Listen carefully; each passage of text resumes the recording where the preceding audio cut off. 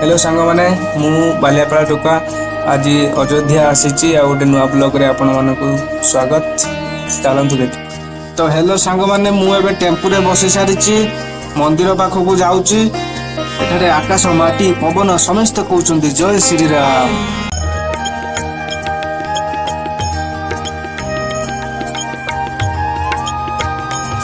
प्रभु मो जीवन एकमात्र लक्ष्य आपणक सेवा आपणक चरण छाड़ी किसी मते आनंद दे पारिब नहीं।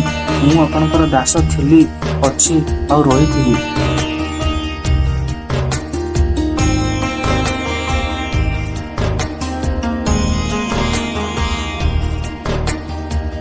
देख बंधुगण अयोध्या केवल एक स्थान नुहे, यह भक्तिर जीवंत रूप।